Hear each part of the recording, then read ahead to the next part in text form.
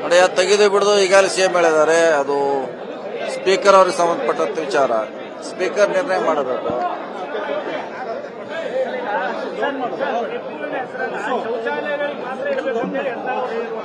ಅದಕ್ಕೆಲ್ಲ ಹೇಳಲಿಕ್ಕಾಗಲ್ಲ. ನೀವು ಪ್ರತಿ ಸರಿ ಅವತ್ತಂದು ಹೇಳಿ ನಾ ಎಲ್ಲಿ ಅವನಿಗೆ ಯಾವ್ದು ಉತ್ತರ ಕೊಡ್ದವ್ರಿಗೆ ಅದು ಕೊಡ್ಲಿಕ್ಕಾಗಲ್ಲ.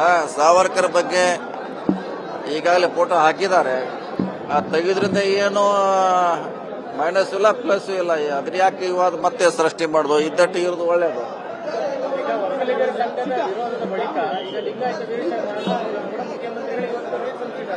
ಜಾತಿ ಗಣತಿಯನ್ನು ಹೊಸದಾಗಿ ಮಾಡಬೇಕು, ಇದು ವೈಜ್ಞಾನಿಕವಾಗಿಲ್ಲ ಅಂತ ಮನವಿ ಕೊಟ್ಟಿದ್ದಾರೆ. ಜೊತೆಗೆ ಸರ್ಕಾರದ ಭಾಗವಾಗಿರೋ ಸಚಿವರುಗಳು ಕೂಡ ಸಹಿ ಹಾಕಿದ್ದಾರೆ. ನೋಡೋಣ, ಅದು ಸಿಎಂ ಅವರು ಚರ್ಚೆ ಮಾಡಲಿ, ನಿರ್ಣಯ ತಗೊಳ್ಳಿ. ಸೊ ಅದು ವರದಿ ಬಂದ ಮೇಲೆ ಇದೆಲ್ಲ ಮುಂದಿನ ಹಂತ. ವರದಿ ಬರಬೇಕು. ಆರೋಪ ಏನಂತಂದ್ರೆ ಸಮುದಾಯದ ಮನೆಗಳಿಗೆ ಬಂದಿಲ್ಲ ಅನ್ನೋದು. ಅಲ್ಲ, ಚರ್ಚೆ ನೋಡಿದಾಗ ಅದು ಸರಿ ಇಲ್ಲ. ನಾನು ಈಗ ಹಿಂದೆ ಹೇಳಿದ್ದೇನೆ, ತಿರಸ್ಕಾರ ಮಾಡ್ಲಿಕ್ಕೆ ಅವಕಾಶ ಇದೆ. ಸರಿ ಇಲ್ಲ, ತಿರಸ್ಕಾರ ಮಾಡಿ ನೀವು ಹೇಳಿದಾಗ ಮತ್ತೊಂದು ಹೊಸ ಕಮಿಟಿ ಸೆಟಪ್ ಮಾಡಬಹುದು. ಅದು ನೋಡದೆ ಹೇಳಲಿಕ್ಕಾಗಲ್ಲ.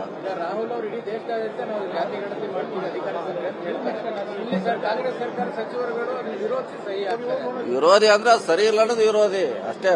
ಪೂರ ತಿರಸ್ಕಾರ ಮಾಡ್ಲಿಕ್ಕೆ ಯಾರು ಹೇಳ್ತಾ ಇಲ್ಲ. ಇದು ಸರಿ ಇಲ್ಲ, ನಮ್ಮ ಸಂಖ್ಯೆ ಕಡಿಮೆ ಇದೆ, ಬೇರೆಯವ್ರು ಹೆಚ್ಚಿದೆ ಅನ್ನೋದು ಅವ್ರ ವಾದ. ಅದು ಸರಿ ಇದ್ರೆ ಒಪ್ಕೊಳ್ಳಿಕ್ಕೆಲ್ಲ ರೆಡಿ ಇದ್ದಾರೆ. ಆದ್ರೆ ಅವ್ರಿಗೆ ವರದಿ ಬರಲಿ, ನೋಡೋಣ. ಸರಿ ಇಲ್ಲಂದ್ರೆ ಮತ್ತೆ ತಿರಸ್ಕಾರ ಮಾಡಿ ಹೊಸ ಸಮಿತಿ ಮಾಡಬಹುದು ಅಷ್ಟೇ. ಅದಕ್ಕೆ ಪರಿಹಾರ ಅದನ್ನ ಬಿಟ್ಟರೆ ಬೇರೆ ಇಲ್ಲ. ಯಾರು ಕೂಡ ಅದು ವಿರೋಧ ಮಾಡ್ತಾ ಇಲ್ಲ. ಸರಿ ಇಲ್ಲ, ನಮ್ಮ ಸಮುದಾಯ ಸಂಖ್ಯೆ ಕಡಿಮೆ ಇದೆ ಅನ್ನೋದು ವಾದ ಎಲ್ಲಾರ್ದು. ಒಬ್ಬರದ್ದು ಹೆಚ್ಚಾಗಿದೆ, ಕಡಿಮೆ ಆಗಿದೆ ಅನ್ನೋದು ಅದಿಲ್ಲ ಅಂದ್ರೆ ಅದು ತಿರಸ್ಕಾರ ಮಾಡಲೇಬೇಕಾಗ್ತದೆ.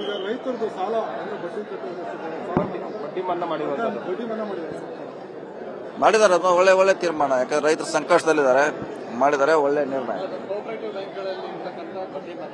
ಅಷ್ಟು ಮಾತ್ರ, ಹಿಂದಕ್ಕೆ ಕೂಡ ಅಷ್ಟೇ ಮಾಡಿದ್ವಿ, ಎಲ್ಲರೂ ಕೂಡ ಅಷ್ಟೇ ಮಾಡಿದ್ದಾರೆ. ಸಹಕಾರಿ ಸಂಘಕ್ಕೆ ಮಾತ್ರ ಸೀಮಿತವಾಗಿ ಮಾಡ್ತಾರೆ.